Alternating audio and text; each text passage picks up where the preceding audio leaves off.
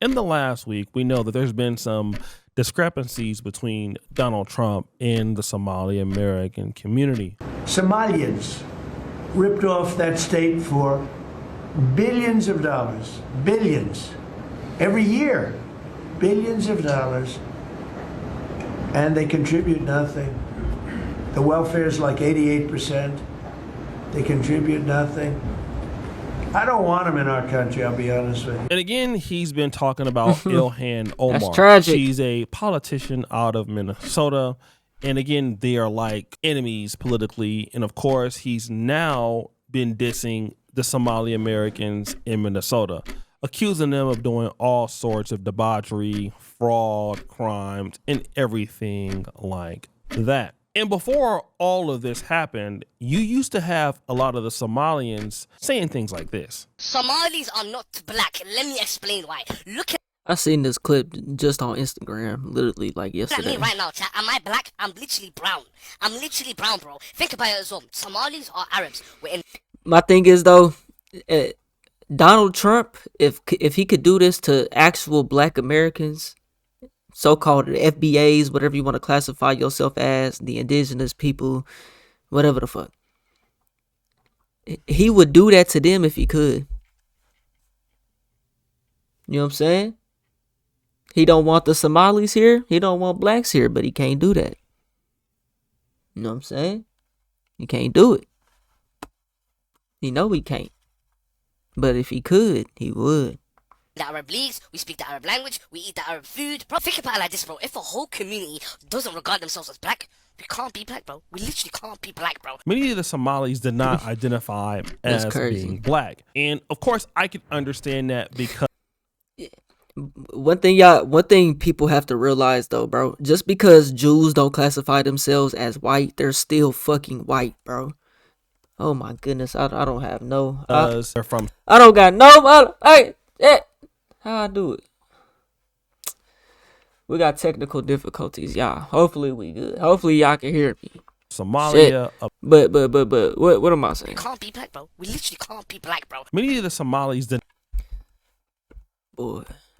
We're in the Arab leagues, Fuck we am speak I the saying? Arab language, we eat the Arab food. Bro, think about it like this, bro. If a whole community doesn't regard themselves as black, we can't be black.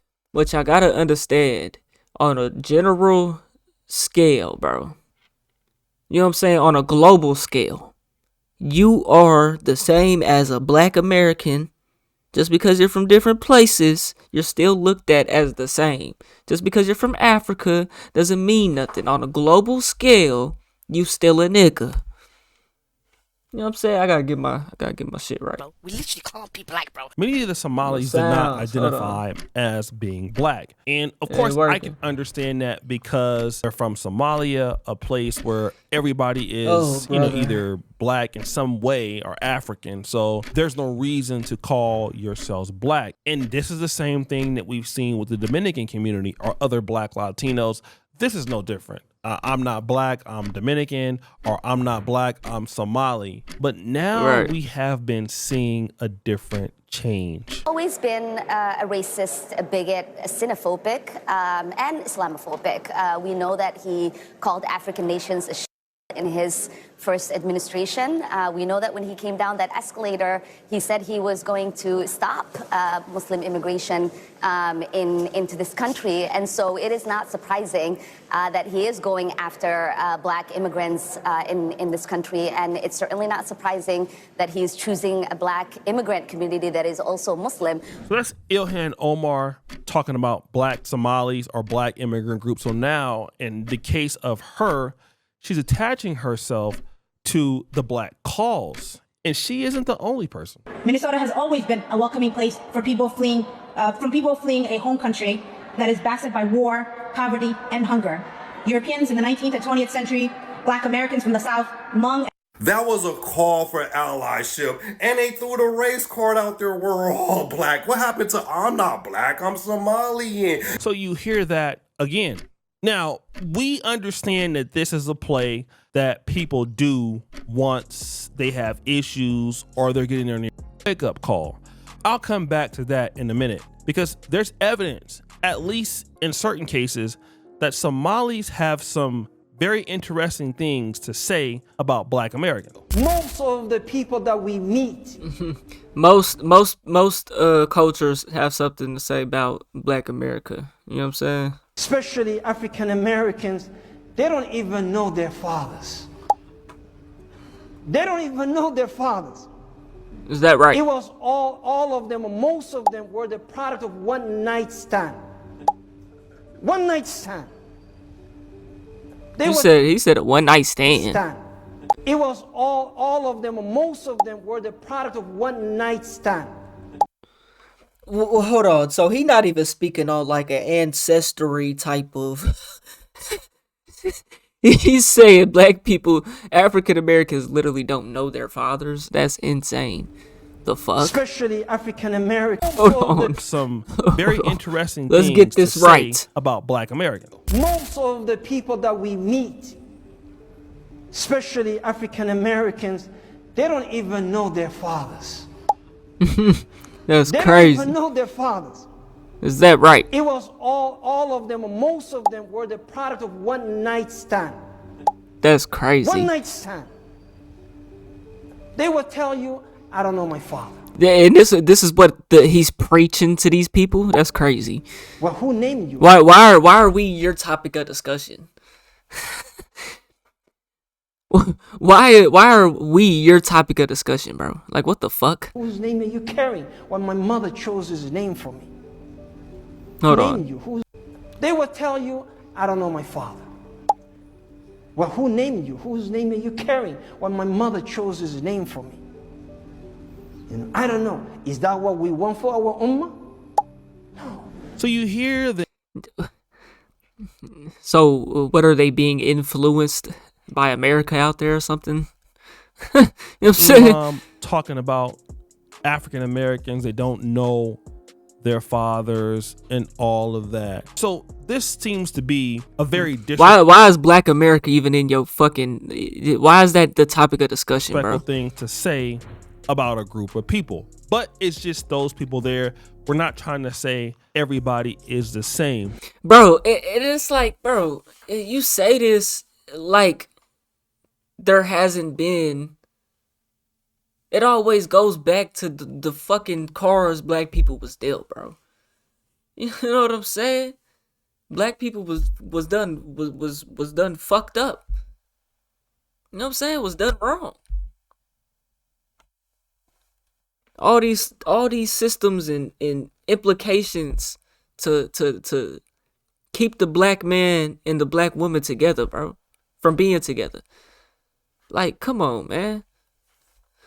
But these people don't even see that that Black America, African America, was literally enslaved, bro. That shit is crazy, bro. Y'all niggas made that up, bro. Be a very disrespectful thing to say about a group of people, but it's just those people there. We're not trying to say everybody is the same. So on one end, it'd be your own people from Africa, from wherever the fuck Somali is, nigga. You're not Black, you're Somali because you don't want to be like African Americans. But then when it benefits you, all of a sudden you're a Black immigrant group. Right. People have been talking about this whole situation going on with the Somalis and why they don't need to be in America. Shall I go on? And it is a fact, not an opinion or a feeling. It is an objective fact. One of the most dangerous countries in the entire world. Obviously, not all Somalis are pirates or all these other criminals, right? But when you have a large portion of people doing something and you bring that over to another place, chances are it's going to continue. Never in the history of ever have I seen a third world country come to a first world country and the first world country get better and improve. Now, this is important because she's talking about right? the issues that they have and they bring over, and they don't really contribute. But why?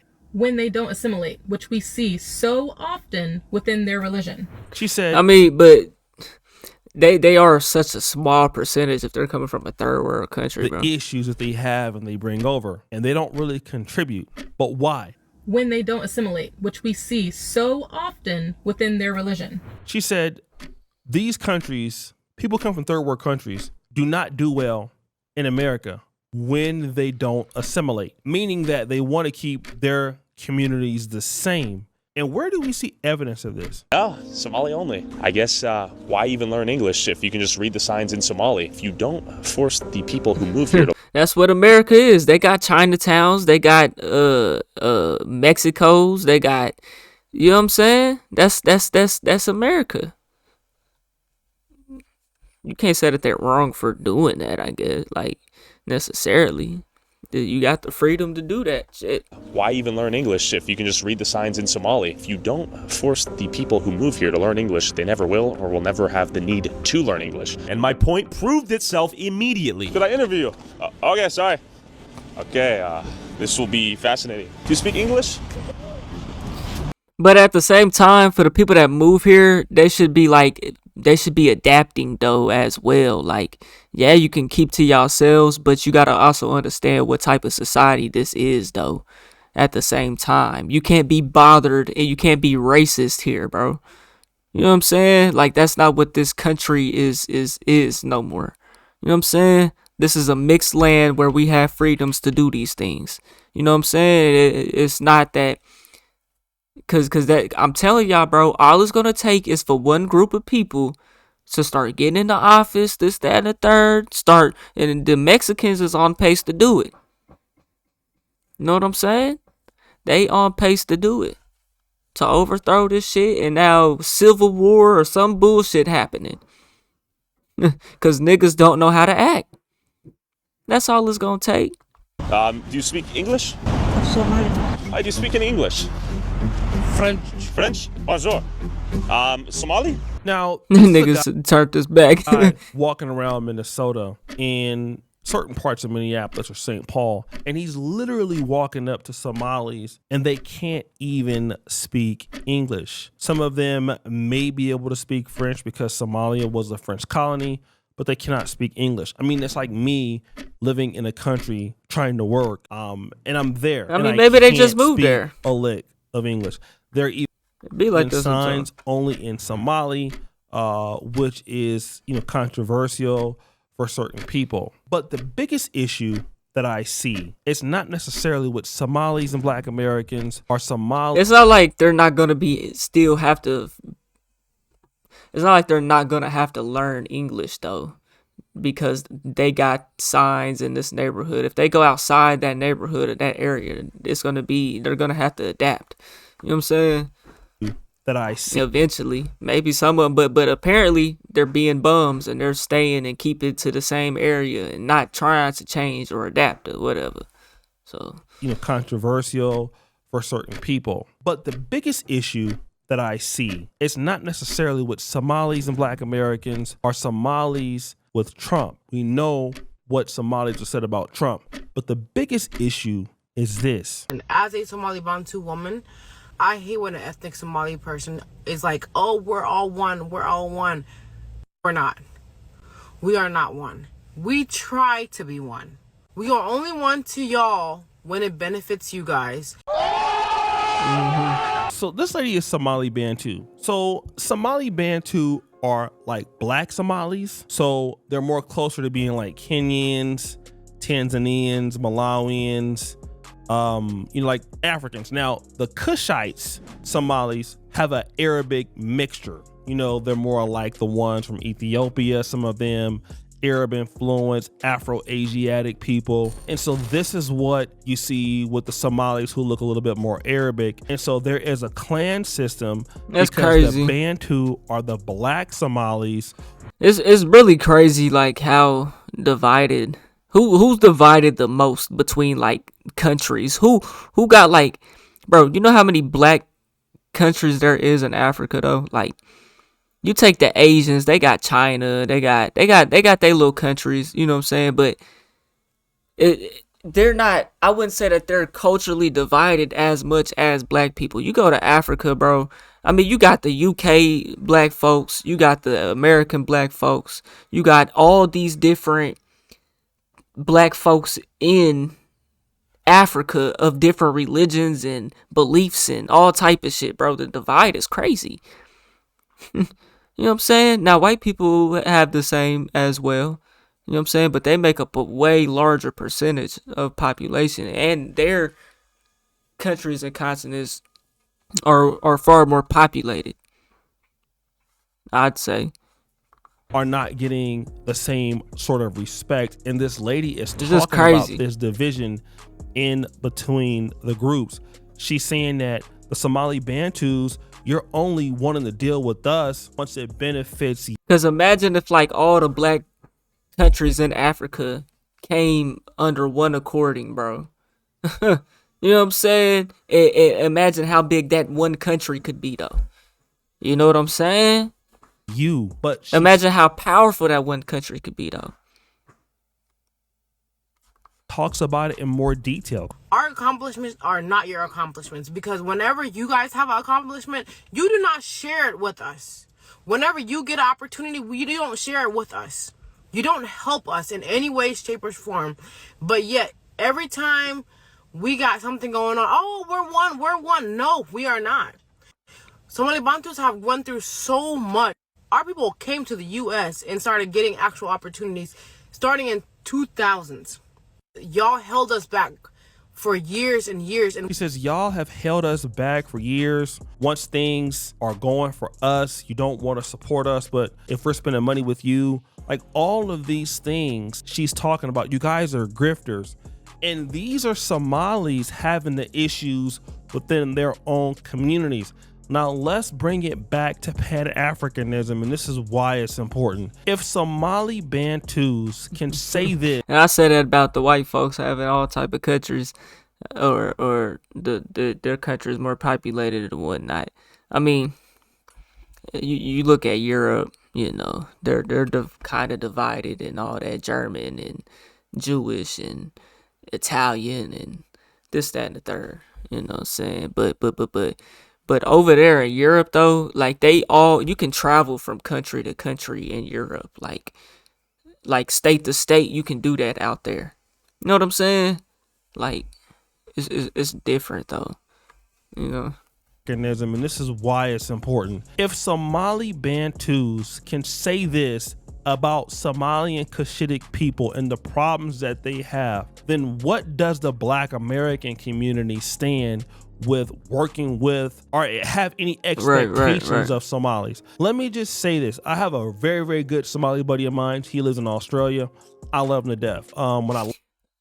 The black folk global mentality is just like a selfish mentality, bro. You know what I'm saying? It's all about me and not us. You know what I'm saying?